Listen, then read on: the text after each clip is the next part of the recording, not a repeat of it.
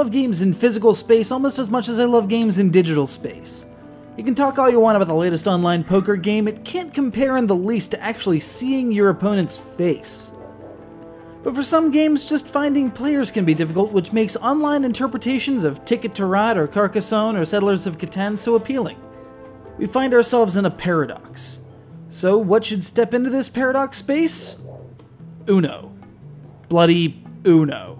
The loneliest number itself, which found widespread appeal in the early days of the XBLA simply for its online support, ease of use, and camera functionality. Which are all cool features, but they're brought down by one thing. It's Uno.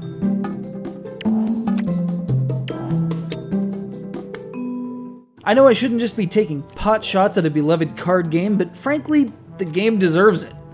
It's randomness for randomness' sake. For those unfamiliar with the mechanics, I kinda want to know what rock you've been living under so I can rent the one across the street. You have a hand of cards, you play one that matches the color or number of the topmost on the discard pile. Before playing your penultimate card, announce Uno or get a cow dropped on you or something. Frankly, it's all luck. You have no way of determining the contents of opponents' hands, nor can you obtain any real clues aside from maybe presuming that they're playing their low cards of a given color last so as to minimize damage if and when they lose. That's really all you get to go on.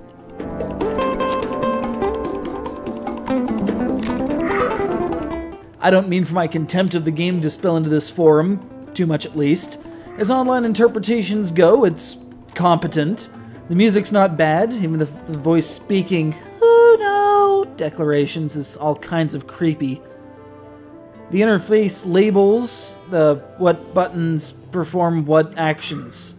There's an online help section if you have no idea what the hell a draw 4 challenge is. Hint, never do this. And if your only method of deriving entertainment from this game is to watch a computer player draw over and over again until a suitable card is found, in stark contrast to the official rules of Uno, then you can certainly house rule that in.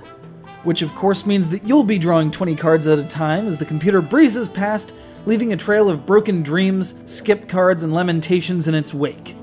In the distance, you hear a voice calling out in words you can only barely capture. Its message, gentle yet stern, speaks, "How long you gonna pad this out anyway? It's Uno, for Pete's sake!" I can see how this would be a big thing back in 2006. But seriously, there are good games out there that deserve your attention. As an interpretation of Uno, this game succeeds, yet it fails by dint of its being an interpretation of a poorly designed card game. Give us our Reiner Knizia, our Uwe Rosenberg, our Friedman Freiss before spilling one of these out for the 360's successor. An XBLA interpretation of Power Grid or Agricola is long overdue, don't you think?